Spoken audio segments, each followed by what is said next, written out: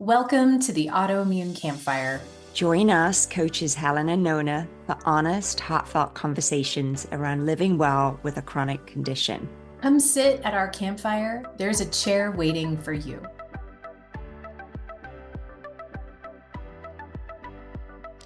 Helen. Nona. Welcome. Hi, it's so good to see you. How are you arriving today? Oh my goodness. Well, I am arriving with some spring in the air. I know it's still a bit off, but this weekend, Eric and I took a ton of time to clean out all of the flower beds and plan for new plantings and cut things back. And I love that. I love it so much. And Ooh. and I'm studying for the yoga therapy exam, which I'm going to take not this week, but the next week. Oh my goodness. I have no worries about that because you are phenomenal at this work. But I love that spring cleanup. And there's something metaphorically about that, isn't there? Just taking away anything that doesn't serve anymore, making the ground fresh. I love that. I am loving, I'm loving a little bit of the spring temperatures. Yesterday, I walked with a friend who had lived in the same neighborhood as me for 20 plus years, but moved to Portland, Oregon, but was back for the weekend. And so we walked for 2 hours and just caught up, and all the neighbors came out and walked different laps. And so it sort of felt like this whole Pied Piper thing to welcome her back, which was really, really lovely. And so it was a lovely sort of social and sort of restful weekend, kind of just what I needed. Yeah. Oh my gosh. I love that. I love that. Love that. Well, I am so excited about our guest today. So it's a little bit out of, we had thought originally that most of these interviews would be with people who have chronic autoimmune conditions. And you invited your therapist to come and talk today about parts work, which I'm so excited. So do you want to introduce us to our guest? Absolutely. So Elizabeth Cush, or Biz, is a licensed clinical professional counselor, and she's a life coach for highly sensitive women. So I'm putting my hand up over here, and she's a business owner. She's also the host of Awaken Your Wise Woman podcast. Elizabeth's worked in the mental health field for over 19 years, where she incorporates mind, body, and spirit into her work. Fantastic. Welcome, Yeah, Biz. Biz. Hey, there you are. We want you in the middle. Yes. Wonderful. Welcome so much. I am so excited to have this conversation with you and to share parts work with our listeners, because it has been so impactful for me. And I think also, well, I know also for Helen.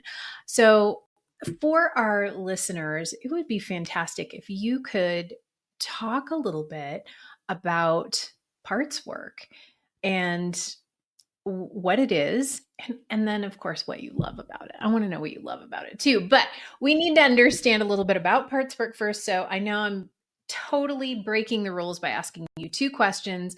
If you don't remember the second one after you talk about the first one, I will remind you. All right, yay. Sounds good. Yeah, so I first came upon parts work as I was kind of coming into my first training on trauma. So back when I initially got licensed, decided that it was really important to be trauma informed or trauma trained as a therapist. And within that training, the lead trainer opened the door to, one of the units was on working with our parts and different ways we could do that. And she referenced Richard Schwartz or Dick Schwartz. And I was like, oh, I need to know more about that. So that really started my journey. And the trainings are notoriously difficult to get into. So for internal family systems, which is what Dick Schwartz has I don't want to say created, but has brought forth into the world, they're very, very hard to get into. So I did my initial training in completed it in 2019, and just this year got into the level 2, which I'd been applying for over the last 4 years. So that just speaks to how many people are interested in this work. And so I think what it helps us do is sort of look inward to reflect on and work with the parts of us that show up throughout our day, in our lifetime, when we're stressed, when we're just being here. Because especially if you've experienced trauma, parts of us learn how to negotiate the world from sort of a traumatized place, especially if have experienced trauma in childhood. So you may have a very hypervigilant part that's always looking for danger, or you might have a people pleaser part that learned how to sort of get along by just doing what everybody else wanted, right? And so the work of parts work is really getting to know the part's intentions, because all parts truly have good intentions, even if it's sometimes hard for us to understand what they are. And so getting to know their intentions, getting to know why they do what they do. So, there can be parts of us that we don't like. For instance, maybe an overeating part, or maybe you might have a part that turns to drugs or alcohol to help you cope. Like, those parts can be very polarizing in our systems, because there'll be other parts that hate those parts, and that can lead to a lot of inner turmoil, disruption of our sort of equilibrium, but also, understanding, especially with an autoimmune condition, right? Inflammation is so key to managing just all of our bodies, whether you have autoimmune or not, right? And so sometimes the parts activation can also trigger internal disruption, right? So our digestive system may get out of whack, or it may create some additional stress internally that then triggers inflammation, which then can make us feel worse. So, like, the better we understand our parts and can relate to them with kindness and compassion and caring, the more balanced we feel, and the more what internal family systems calls self-energy. That self-energy can be what sort of leads our system. It's not like we're in it all the time, but it helps us better feel like ourselves, I guess. So I just want to have you back up even one more step, because I think there are probably people who are like, parts?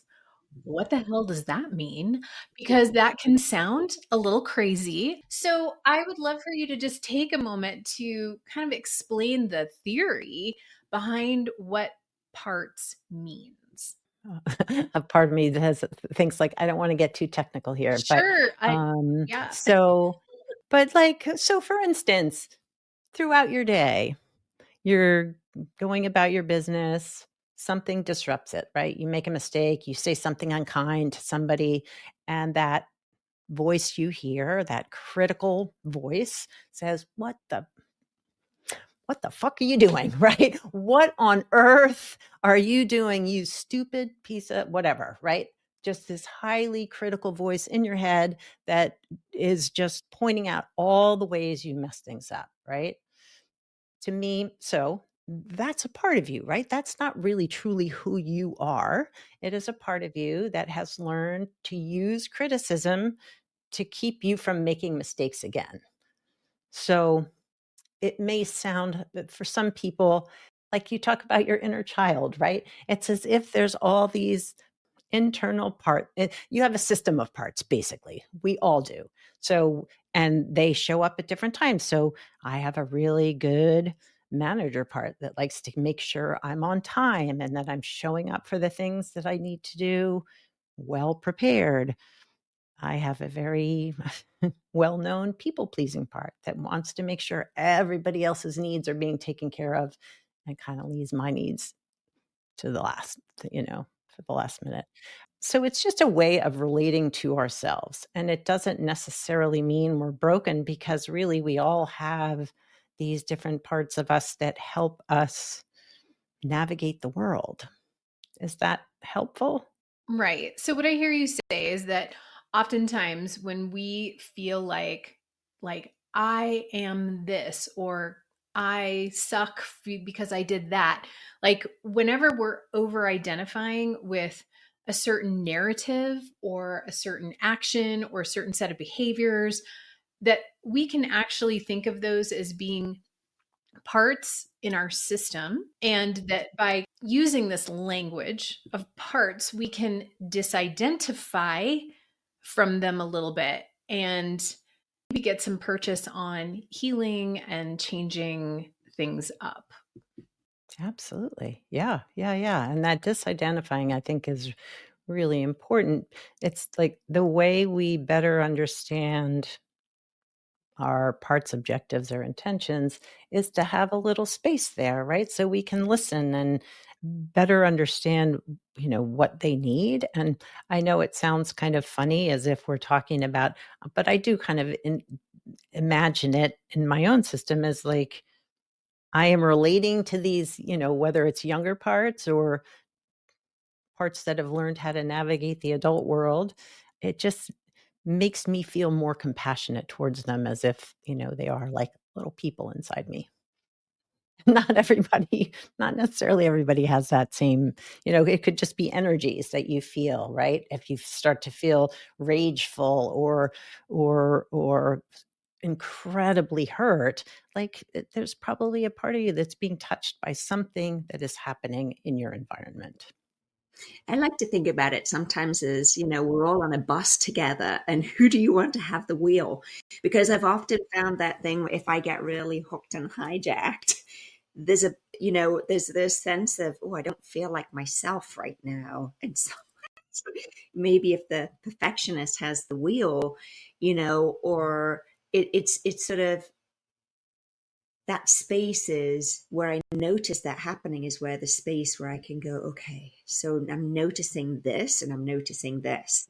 So it's not me. It's like, what's the conversation I want to internally have to be able to actually shape my life the way I want versus having a part kind of take it from a reactionary perspective or a trauma based perspective.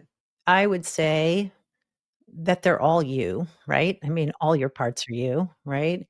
And sometimes we need those parts that take over, right? I mean, if we are in an unsafe environment, we want that protective part that's hypervigilant and really looking for safety and, questioning, is this person safe or is this environment safe? We want them to be able to navigate successfully, right? And get the heck out of there if we need to.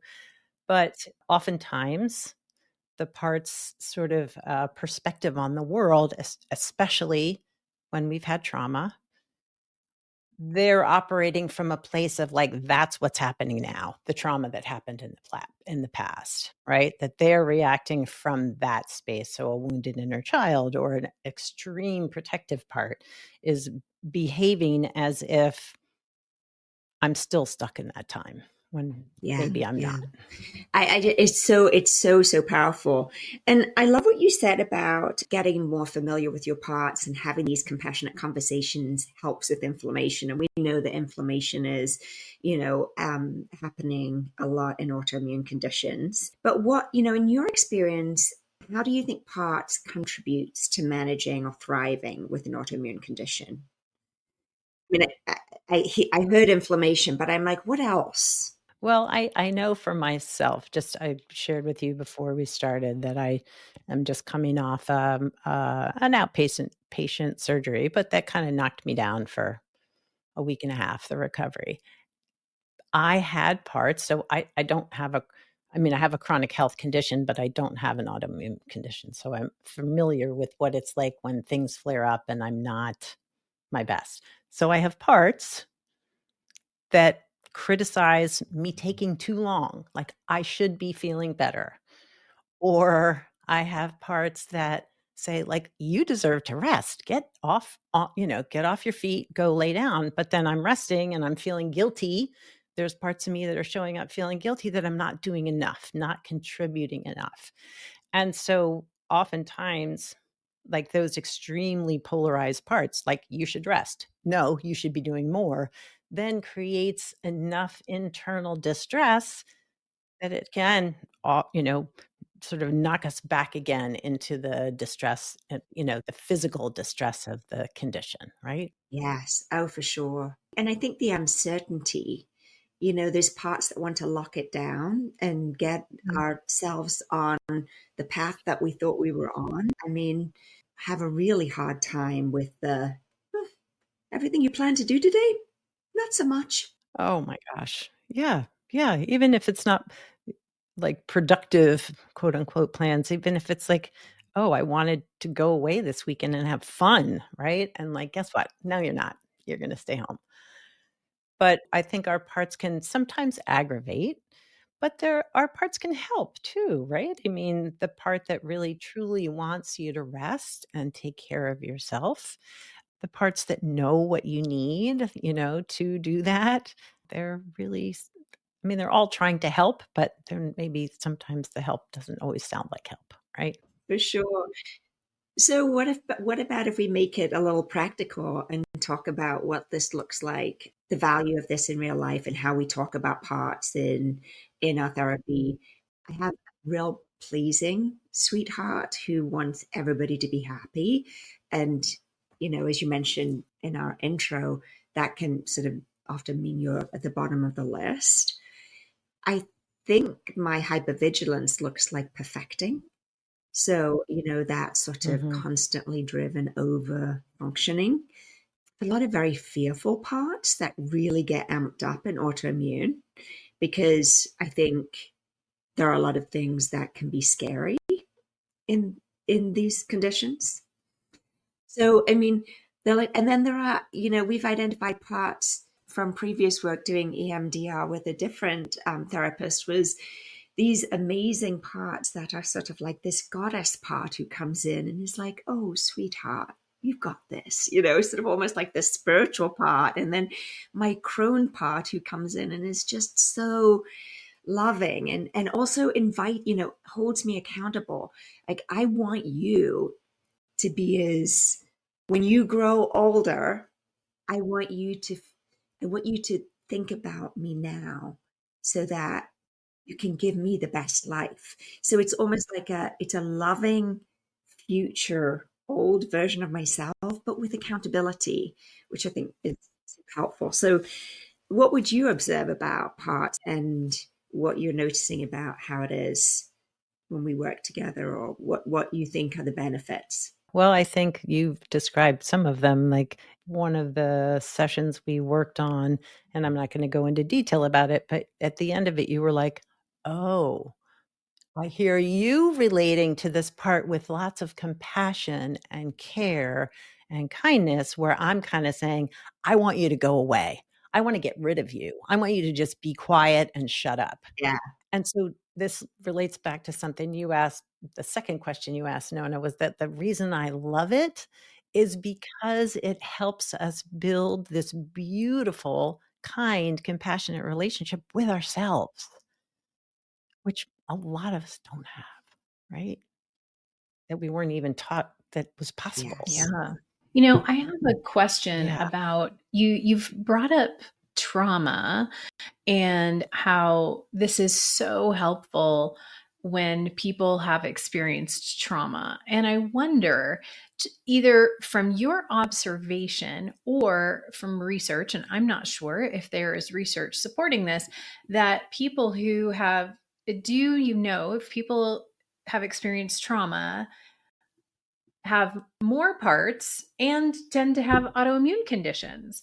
I mean, I'm assuming because of the research around ACEs, and that's adverse childhood Yes. events, and how that adds to the possibility of people having chronic conditions as they get older. But do you find that that is true of people who have autoimmune conditions, that many of them have experienced adverse childhood events and or trauma? I know that's a yes or no question, which is a terrible interview question. So maybe you'll just expand on it a little bit. Yes, yes, yes. I would say yes, absolutely.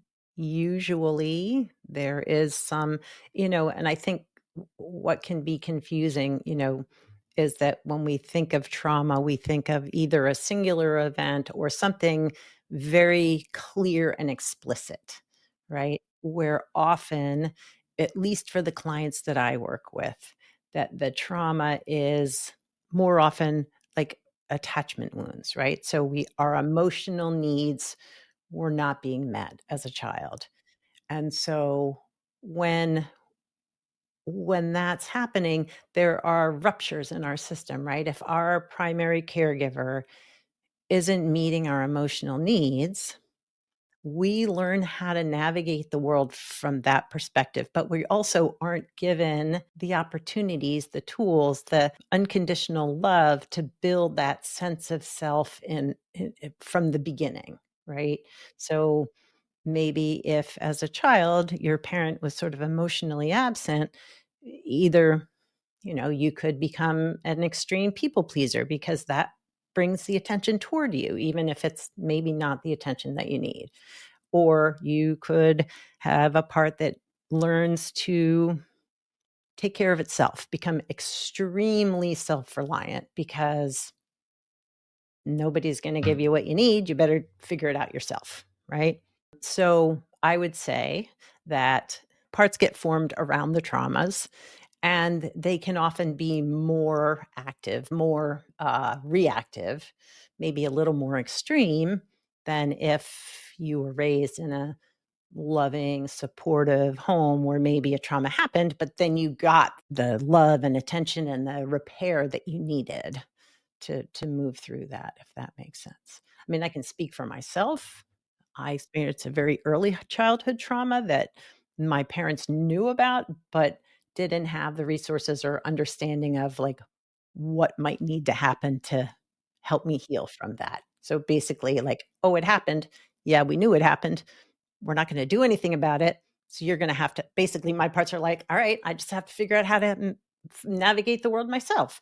And maybe the world's not a very safe place. And maybe I really have to be super careful about who I'm in relationship with. And do you find that people who you work with who have autoimmune conditions often have experienced this kind of emotional trauma? I would say yes.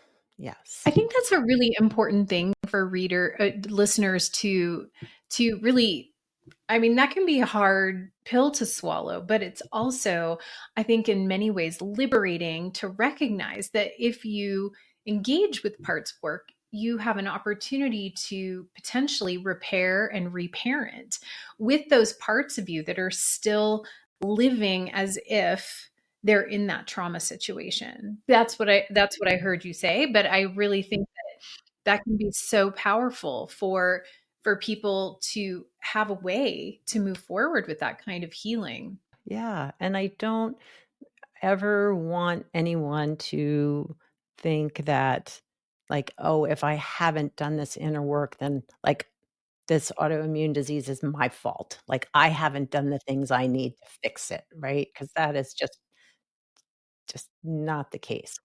But can we work to help heal some of the past trauma and build a more compassionate relationship when the autoimmune flares up or when you are feeling whatever you're feeling about where you are in the moment? I mean, I think one of the things I think is really powerful is about your work is you have that highly sensitive person frame too, which I think, if you're a highly sensitive person, which what 50 to 20% of the population are, and they have not gone away, right? They've stayed through time, and this is from Elaine Aron's work.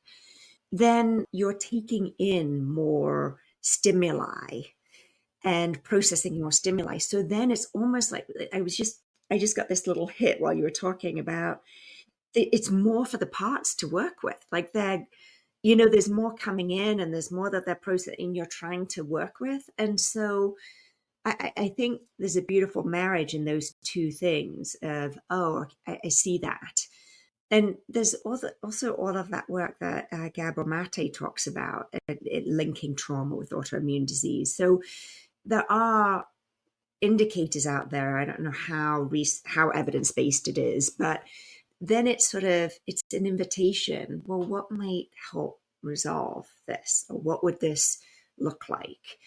And I certainly feel when I have worked with you, I walk away, I'm like, oh, it's just like a little, ooh, and just loving on my parts, even those ones who I come in going, I can't believe, I just want to acknowledge the difference that you make in the work that you're doing.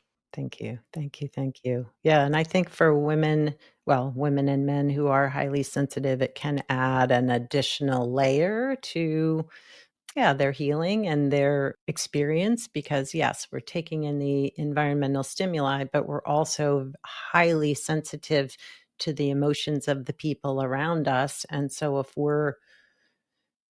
whatever we're experiencing is we're feeling that others are feeling we're too much, we're feeling too much, we're saying too much, we're too emotional.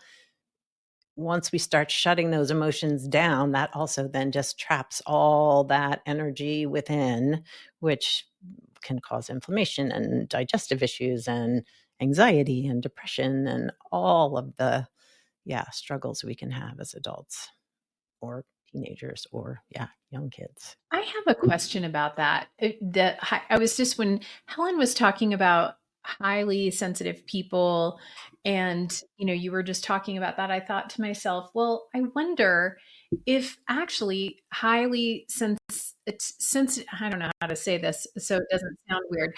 How high sensitivity, if that is actually a part that is born of a family situation where you have to have your antennas up and be taking in more because it's not safe.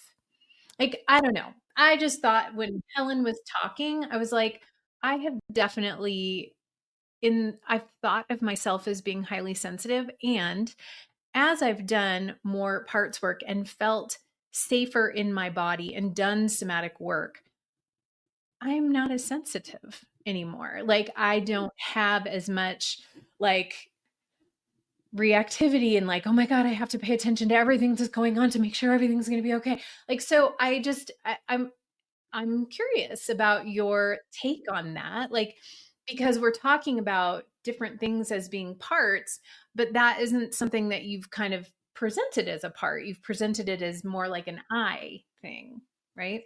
Well, high sensitivity is a biological trait, right? There are 15 to 20% or 15 to 30% of the world, animals included, have this trait of high sensitivity. And so there's that, right? And it just means that we do take in all environmental stimuli in a different way than the average person. So it can be sound, it can be smells, it can be what we're tasting, it can be how things feel, like, clothing on your body, or, but it also can be emotional, right? Like we are very good at reading the energy of others. So it's all that energy that's out there in the world. We absorb it, I don't know what percentage more than the average person. And for each person, it's different, even within the high sensitivity grouping, right? I tend to be very sensitive to sound and smells. But I think what you were describing, Nona, is more like a hypervigilant part, right? So a part that is really assessing. And yes, it is highly attuned to what's happening out there, but it's from a danger perspective, like, right? How do I keep myself safe? Where high sensitivity is more, we are just taking in all the energetic stuff that's happening in the world. We just absorb it more, if that makes sense. So we can easily get overwhelmed. We can, does that sound right, Helen? I mean, am I Oh, describing yeah. that? Yeah. I mean, even just temperature changes can make me feel really, really uncomfortable when everybody else is fine, or I can feel a draft across a room, or all sorts of things that feel very physical. And I guess really right from the get-go, I heard messages as a young child that my sisters did not get of, you're just so sensitive. So I don't know, whereas we had the same sort of, we had the same upbringing. So it's interesting. I think of it more of a holistic feel to it, but once I learned about highly sensitive, it really made a big difference to me because I felt, oh, I'm normal. Like this is normal for me. It really, because I'd always been told so sensitive, like it's like, you know, A like a bad bad thing. thing. And, Yes, you yes, know, yeah. it has many gifts. And these people over time have not been disappeared. You know, they might not be the warriors, but they might be more of the sages. Do you know what I mean? And so there's value to this. And it's also about managing your energy. So I think there's an interplay with parts, but I agree with Biz. I don't know even if I did all of the parts work, whether I'd be able to turn down those things where it's like, there's a draft from just that corner over there. Like, I just want to, like, I don't know if that would change that. Yeah. But I do think as we learn to understand our sensitivities, we learn how to take care of ourselves. So they may not feel as present, right? Like I know going to a crowded party with people that I don't know very well makes me incredibly anxious. I already feel it ahead of time because I know when I'm there, I'm just going to be absorbing the noise, the new people, the idea of having conversations with people I don't know. Like it just feels like there's going to be so much coming at me, so much environmental stimuli coming at me that I have to kind of prepare my parts for that. And I would say there are parts that react to our sensitivities, right? Like, oh, you are just being too much. You should just get over this. You should just put yourself out there and not worry about it, right? Like I have parts that can be very, very critical of my own sensitivities. Gosh, yes, I have some of those too. So what would you want our listeners to take away from our conversation today, Biz, about parts work? I would say, like, if it sounds interesting to you, there's lots of great resources out there now around parts work that you can research and look into. There's a whole bunch of great books that have been put out. I think the bottom line for me is that really it's about building a kind, compassionate relationship with yourself. Like that is the key. And that when we can do that, more of our self energy shines through, and that attracts people in our world who also are coming from that place too, which is really beautiful. Ah, beautiful. Thank you so much, Biz. So, Nona, what are you taking away from our conversation today? I really appreciated the whole conversation around sensitivity versus parts that might be hypervigilant, and just the like recognizing those things, especially when you have ACEs or you've experienced some kind of emotional trauma, and that pulling those things apart is important and can help you heal. And it's about reparenting and it's about loving all of your parts, right? Whether you find that you remain sensitive or like me, I am definitely less sensitive. But when you were just talking, Biz, I was thinking, oh, yeah, I've just like given all those parts that used to be like, well, you should do this, that made me go into situations where I was perhaps uncomfortable or didn't take care of me as well. Like I've really like done a lot of work with those parts. So that may be why I don't feel as sensitive anymore because I don't put myself in situations, where my inner critic is like, well, you should do more than that. So like I am buoyed by parts work again and again. I love it and I love sharing this with our listeners because it is such a joyous process, right? Like and I hear your pleasure in it, right? And the potency of it. And so that's what I'm going to be taking away. Beautiful. I mean, I think the main takeaway for me is really what Biz said, which is that the bringing in of more kindness and compassion. And I think we've talked about this, especially in season 1, which is this thing in our culture of the autoimmune warrior and fighting disease and lost their battle with, a lot of these sort of things. And really, every gain I've made has been grounded in kindness and compassion. And I mean, I'm almost getting tears as I say that because it's countercultural in some ways. And I think that's the big thing. And I think that, and I'm not understating the privilege of being able to work with Biz and the piece where the facilitated conversation with the parts is so, because I could do it on my own. I can be like, oh, hello, Petunia. That's my pleasing part. Hello, Petunia. What do you need? Right. I can have that conversation. But Biz is able to sort of see through and see, I think there's two parts there. What would that look like? What are you hearing? What is the why? What is the, and so it's almost like you can step out of it and trust somebody else to facilitate the conversations while bringing this whole environment of kindness and compassion, so that at the end of the day, I feel like it's a further progress. I think you can get a lot with self-study, but I think there's something about that energy that your practitioner brings to it as well. And I agree. I mean, just for my own personal work, I agree 100%. Yeah, I've done a lot of the studying. I've read the books. I've been to the trainings, and the work.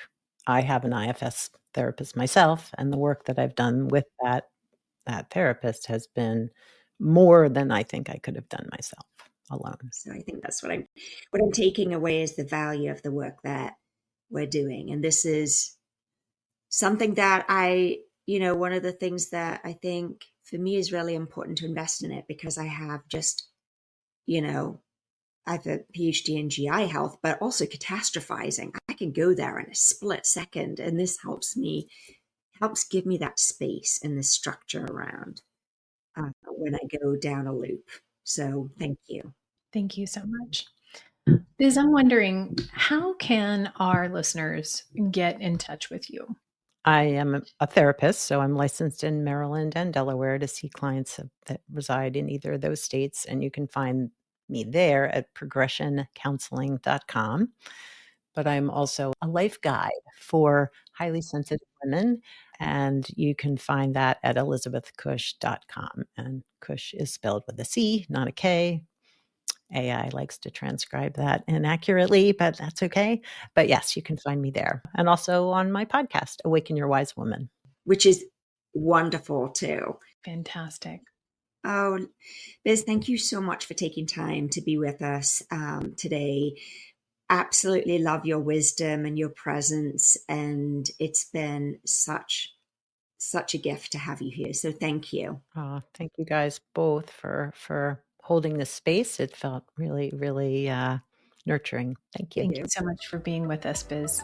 Did you enjoy this campfire conversation? Please rate our podcast wherever you're listening to light the way for others to find the Autoimmune Campfire. The information provided on the Autoimmune Campfire is for educational or informational purposes only. It is not intended nor implied as a substitute for professional medical advice, diagnosis, or treatment. Always, always consult your physician or other qualified healthcare provider with any questions you might have regarding a medical condition or treatment plan. The Autoimmune Campfire does not recommend or endorse any specific tests, physicians, products, procedures, opinions, or other information that may be mentioned on this site or podcast. Recording and editing wizardry by Make Your Day Richer. Thanks for joining Helen and I around the campfire.